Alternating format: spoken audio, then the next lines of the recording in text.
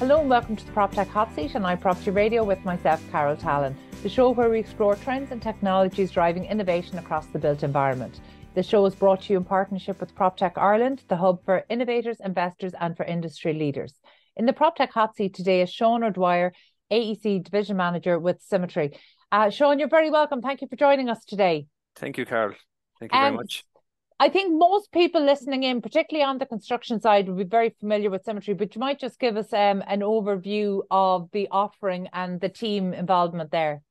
Yeah, we are an Autodesk partner. We're a global partner of Autodesk who provide services and solutions from an Autodesk perspective, as well as our own consultant and ex-industry experts who form part of the team. We have sprung from a small practice within the south of Ireland to now one of the largest Autodesk partners globally. We've offices that span over 35 locations. We have across the States, Europe, and further east as well. Sean, that's huge progress and growth. Before we look at this kind of from the Symetri perspective, you might just tell us a little bit about the trends that you're seeing globally that's driving this growth. We can see that locally, the housing crisis is one. The need for data centers is another within Ireland. And that is even moving across to the Nordics, and that's where our head office is located. It was in the Nordics. The US then is more pharmaceutical and other aspects. So it's the whole drive for construction. It can be seen. It's evident across the industry that it's not taking any sort of a downturn. Where do your consultants fit in the process? Because this is a conversation that we're having quite a lot. We saw data centers maybe start to shift the process of traditional construction, but we're seeing that shift happen now across so many different projects, particularly where there's an element of offsite and MMC introduced. So you might just talk us through the process. At what point are your consultants brought in, and essentially where do you sit in the construction delivery? Yeah, so we'd sit at early engagement stage, offering advice to clients who may be considering doing offsite manufacturing or MMC processes.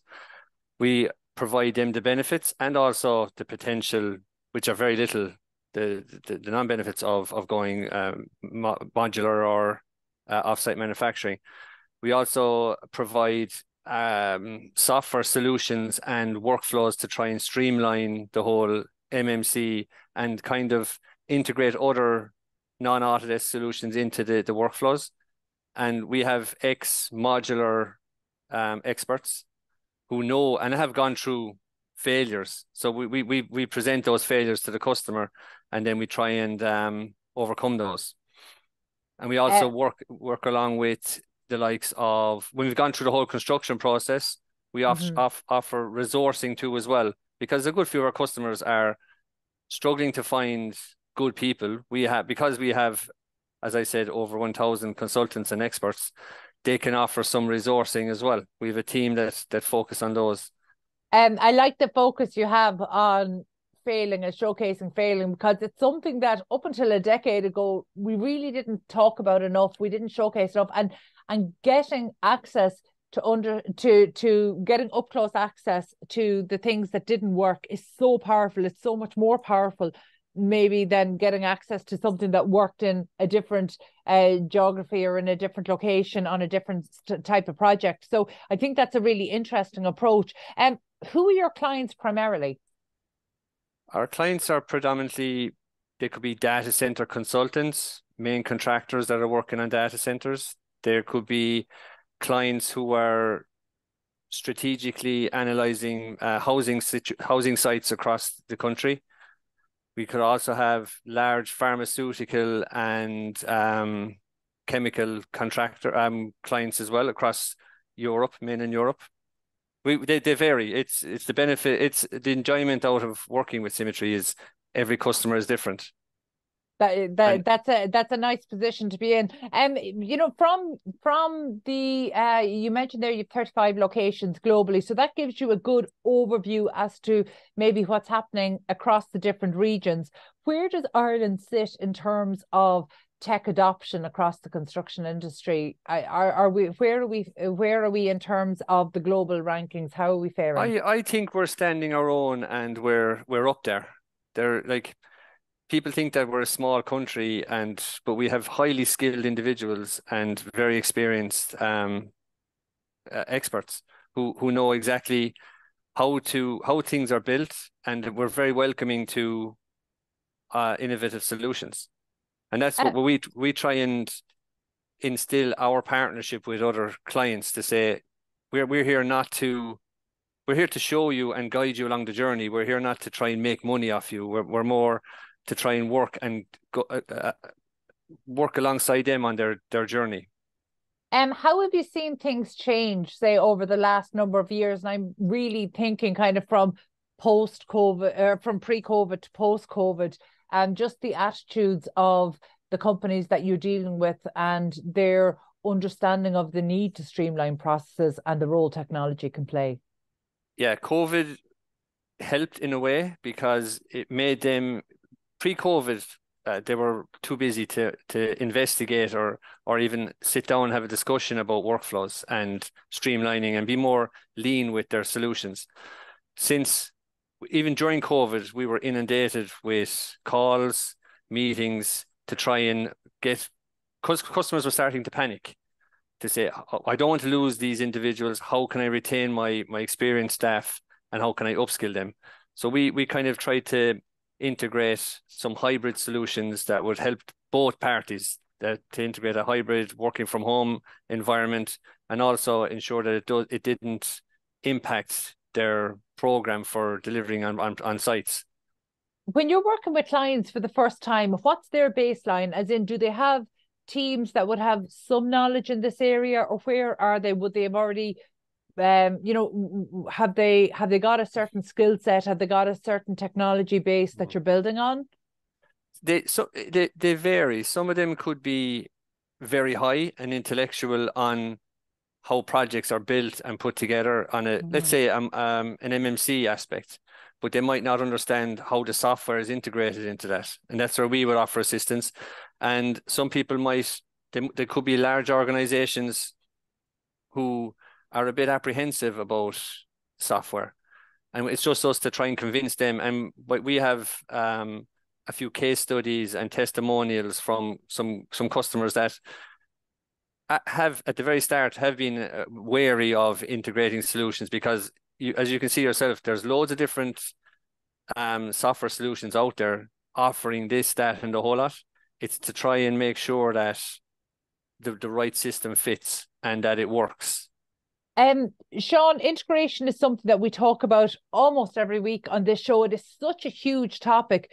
But one thing is very clear, and this isn't a criticism to Symetri at all, but certainly some of the technologies have not been good at differentiating what it is they're offering. So we run into situations where you've got main contractors saying, well, look, we've already invested X in a certain platform, or we've invested X, and they see different technologies almost as competing with each other, despite the fact they're doing different things. So actually, when you speak to a company that has already invested in technology that is doing some things very well, but obviously no one technology is doing everything well, how do you go about the process of understanding where to fill the gaps and then looking at integrations?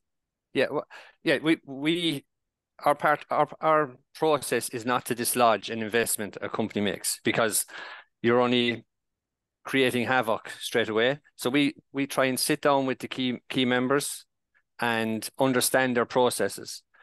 We also address and pinpoint these gaps and areas that aren't meeting their demands, and because as I keep referring to our consultants, we bring in the consultants then to say this product, and by utilizing this workflow will assist with your current platform. Or they could say, let's scrap what we've invested in. But we are not there to try and persuade them to just throw their investment in the bin. We want to make sure that they get the best out of their platform. Yeah, no, look, that makes absolute sense. Are you, I presume that you're still dealing with some points of resistance when you're speaking to I suppose the people who have been very slow to adopt, or perhaps those who have invested heavily in the past and that investment didn't pay off. What kind of resistance do you get when you're speaking to customers on the ground? Some people have a kind of resistance with regards, cost is the main resistance. They say, oh, it's too expensive. And we kind of try and sit down with them and through these kind of discovery or innovative workshops, kind of relay to them that if you don't invest, you're going to either lose out on potential future work, lose out on very good resources you have internally who are going to be persuaded to another innovative practice. And it's more trying to get them to move with the times, especially in like sustainability is another massive factor that we are heavily involved in as well. And we try and think of it as an overall umbrella of solutions. It's not just we try and instill a solution that meets the construction phase. We try and take it into the whole life cycle of a project. In a way, the fact that, say, even cost is one of the big points of resistance, still, in a way, that's a positive. It means that we've gotten over some of the maybe cultural challenges. I mean, one thing about construction is because it's such a low margin business, but it is one that's very good to recognize an opportunity to cut costs or to make things more efficient. So if you can demonstrate that you can do that, actually, usually there's a willingness to invest. So from that point of view, cost is almost the least solid form of resistance because it's just up for you to make the business case there. But is it, at the moment, it's challenging because when you're looking at cost, you're not just looking at financial cost, you're looking at the sustainability and the loss of opportunity there as well. Exactly, yeah. So talk to me a little bit how companies, not even for yourself, because I can see how you're solving the problem for them, but how are companies tackling that when you're speaking to them at an early stage? They just need to be persuaded. And it is that element of fear because, as you said, margins are very tight. They have their programs down to the minimal size. They don't want to try and integrate a new software that's going to push them back a couple of months and they miss deadlines. And then you could have an onboarding and implementation phase where you want to make sure that it doesn't impact the company. And that's why we try and reinforce that by making sure that they're not just sold a product or a service and told, there you go, we'll see you whenever you have a problem. We try and work with them and make sure that it's a seamless transition. It's building a relationship, if you know what I mean. Yeah, and look, the adoption on the ground, you can agree this with the procurers, but it only works if the people on the ground adopt it. And sometimes that's outside of the employees of the purchaser. That sometimes you're depending on the supply chain buying in as well. How is that being navigated in Ireland? It can be resistive at times. What we do is to try and host these supply chain awareness sessions because it is an investment, and we try and guide the supply chain in, offer ourselves again as a resource for any questions or queries. And we provide video recordings of these sessions because, again, your supply chain are too busy to attend these sessions, and yet the main contractor or the client wants to more or less educate them on their investment. Yeah, you can see it from both sides. Yeah, no, and that makes sense. But given your global perspective, where are you seeing the construction industry generally, and particularly in Ireland? Where are they jumping on adoption? What are they doing very well? They're starting now to delve into the insights of projects. They want to find out and go down to the finite elements of Where are we losing work? Where are we losing money? Where are we losing time? And how can we fix that? The likes of integrated dashboards are starting to come in now. And it's not just solely for Autodesk products. It's every other aspect of the business are start to be merged into these data ponds, and is to present that to the board. And what I can see is a few companies are starting to integrate the likes of AI and machine learning to try and utilize all these data that are within the ponds. Yeah, Sean, I'm really happy to hear you say that, because I feel like for the last 3, 4, 5, and 6 years, we've been talking about the importance of gathering the data, getting that, and understanding it. But we weren't really seeing how those insights were being applied to create change in the processes, or maybe in the tendering approach, or even in the delivery approach on projects. And so actually that feels like a really natural progression that's happening. But on that basis, where are the gaps? I mean, I'm calling them the gaps that say, just using, for example, the main contractors would have, but obviously they'd be the potential pipeline for you, the potential innovation pipeline for you. But where are the gaps as they exist right now? The gaps are data being located in different resources, data not communicated properly. That's even in a pre-construction phase. It's the likes of capturing on-site information. How quick are stuff being resolved? Who are the main culprits on sites? And then delving down into root cause analysis. How many materials are we using? Are we using the right material? Is the material arriving on site damaged? And then you can make an executive decision then on, do we use these guys on future projects, or do we communicate with them and say, we're very happy with your service. Is there any chance we could try and do integrated some training? And it's because traditionally you had no insight into what was happening on sites. You took it from the word of your project manager or contracts manager, who was only informed from the site engineers as to what was happening on sites. Sean, the last few years, I mean, it doesn't feel like that long that we were talking about the crash, and in the last kind of 13, 14 years, but it feels like the last couple of years have been exceptionally challenging. We can't say unprecedentedly or unfortunately, but they have been exceptionally challenging for the construction industry. When you're sitting down to meet with new or existing clients, what are the biggest challenges that they have right now, or what are their concerns for 2024? Their concerns are, with some subcontractors, materials, like the cost of materials have gone excessive, and they're trying to reduce waste. What they're trying to do also is to price accurately, and we mentioned the word BIM. They're starting to utilize the 3D models now more effectively to try and make sure, first of all, that they can value engineer the right material and make sure that it's suitable and that they're not incurring excessive wastage. Because a good few companies have struggled with regards with materials over ordering, probably not coming in time, and then they're incurring the costs. Another thing is resources, people. They want to make sure that the people are not overworked, but working effectively, that they have time to focus on other tasks and to streamline those workflows.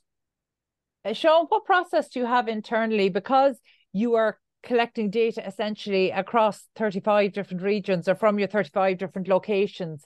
How are you capturing the insights and even the challenges across all those different locations, so that you're able to turn it into help for the customers that you're speaking to today? Like, what's the internal process for that? What we do is we have our own internal, it's like a social media platform. That's one thing where we all discuss. We discuss pain points, we discuss good points and lessons learned, and we all engage in those workflows. We also have a bi-weekly meeting with the global team, so that we can relay our experience onto challenges that they're having, and vice versa. I'm conscious of your time and that we have to wrap up, but I suppose a final question would be, I think it's great that you're capturing that information. Have you any big lessons learned that you can share with our industry today? My lesson would be to don't be afraid of digitization and innovation. It's coming fast, and to try and there's no expert in it. You have to just jump in, learn from it, and to adapt. Yeah. That's what I'd offer people. And just as a starting point for them, what is the starting point?